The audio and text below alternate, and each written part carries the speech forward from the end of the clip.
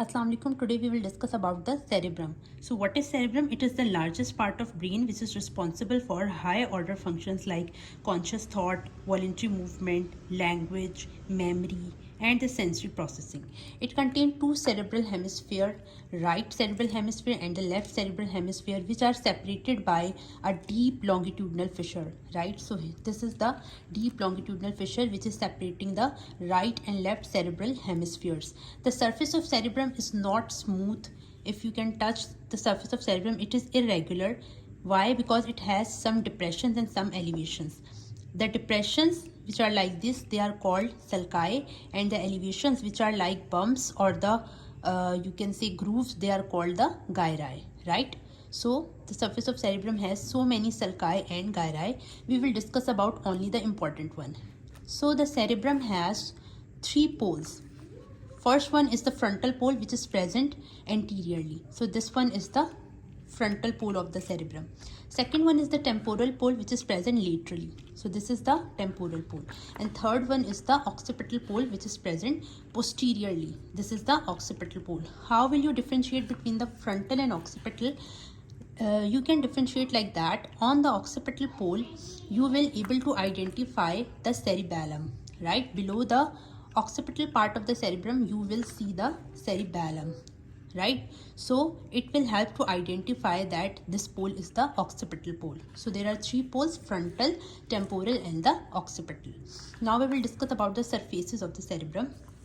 So this surface of cerebrum is called the superolateral surface, right? This is the superolateral surface. Okay, this surface of the cerebrum is called the inferior surface. This whole is the inferior surface, which is further divided into two parts. From here to here, upper small surface is called the orbital surface, and this big surface is called the tentorial surface. So they are the further division of the inferior surface. This is the orbital surface and this whole one is the tentorial surface, right?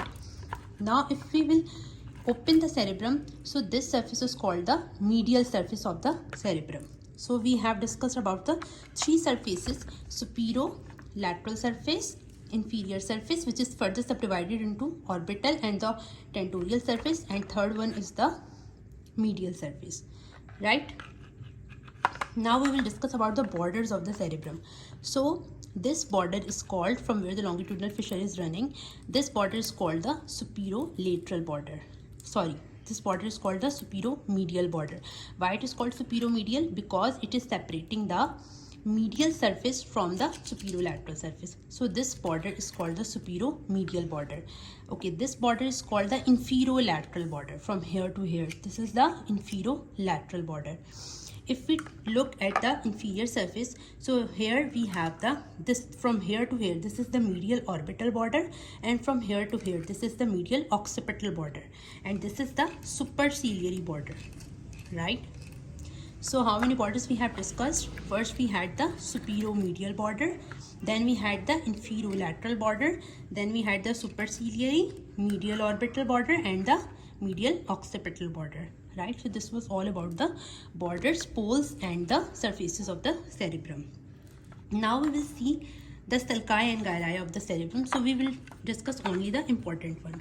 So first we have to identify the central sulcus, which is the biggest sulcus of the brain, right? So where is the central sulcus? If you see, it starts from the lateral side and it comes downward towards the medial line, medial border, right? So this one is the central sulcus, from here and from here.